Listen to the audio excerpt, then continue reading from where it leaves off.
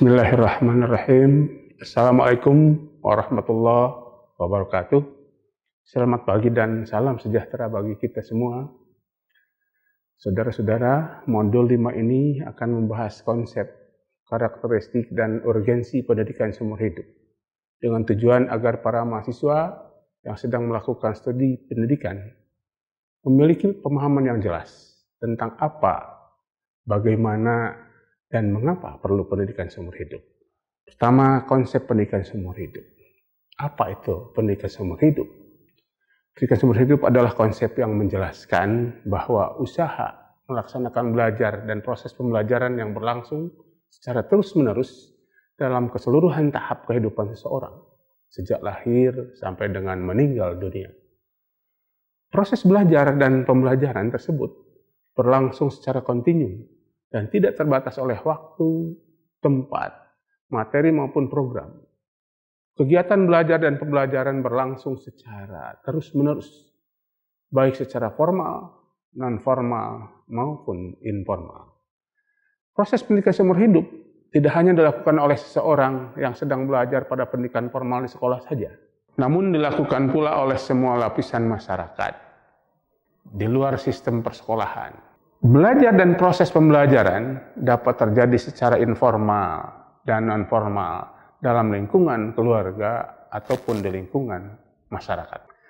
Pendidikan dari zaman ke zaman, apalagi bagi umat Islam, jauh sebelum orang-orang Barat mengangkatnya, Islam sudah mengenal pendidikan seumur hidup, sebagaimana dinyatakan oleh hadis Nabi Muhammad SAW yang berbunyi, "Utlubul ilma minal mahdi ilal lahdi." Artinya, tuntutlah ilmu dari buayan sampai meninggal dunia. Ajas pendidikan seumur hidup itu merumuskan suatu ajas bahwa proses pendidikan merupakan suatu proses yang terus-menerus yang bermula sejak seorang dilahirkan hingga meninggal dunia. Berikutnya adalah karakteristik pendidikan seumur hidup. Apa itu ciri-ciri pendidikan seumur hidup? Pertama adalah keterpaduan vertikal.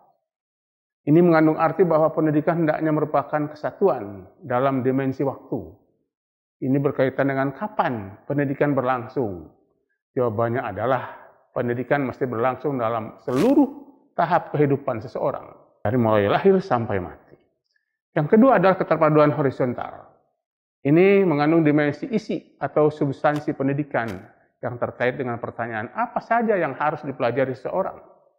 Maka jawabannya apapun mesti dipelajari sepanjang diperlukan untuk mengembangkan diri dan menjawab dan mengatasi segala persoalan yang dihadapi oleh seorang dalam kehidupannya. Baik itu berbentuk pengetahuan, sikap maupun keterampilan yang diperlukan dalam kehidupan seseorang. Yang ketiga, ciri pendidikan seumur hidup itu adalah adanya keterpaduan ekologis. Ini mengandung dimensi tempat, yakni terkait dengan pertanyaan di manakah seseorang mesti belajar. Jawabannya belajar mesti dilakukan dimanapun. Di keluarga, di sekolah, juga di masyarakat. Di tempat ramai, sedang sendirian, ada guru atau tidak ada, mesti kita belajar. Itulah keterpaduan ekologis. Yang keempat adalah kelugasan program. Ini mengandung arti bahwa pendidikan hendaknya berlangsung dalam program yang fleksibel. Tidak hanya terbatas pada program pendidikan yang sifatnya formal, tapi juga berlangsung di yang non-formal maupun informal. Ya. Jadi dari segi waktu pelaksanaan pendidikan seumur hidup itu berlangsung dalam seluruh tahap kehidupan. Yang berikutnya adalah urgensi pendidikan seumur hidup. Ini terkait dengan pertanyaan faktor apa yang mendorong perlunya pendidikan seumur hidup. Kurang-kurangnya ada 3 faktor yang mendorong perlunya pendidikan seumur hidup. Pertama adalah adanya keterbatasan pendidikan sekolah atau formal, di mana sekolah hanya belajar ketika hal-hal yang sifatnya intelektual, hal-hal yang sifatnya pengetahuan. Padahal kehidupan tidak hanya memerlukan itu, tapi perlu juga yang lain. Yang kedua adalah perkembangan ilmu pengetahuan dan teknologi yang terus pesat berkembang. Kita dituntut harus belajar untuk menyesuaikan diri dengan perkembangan tersebut. Dan yang ketiga adalah perubahan peran, di mana peran kita senantiasa mengalami perubahan.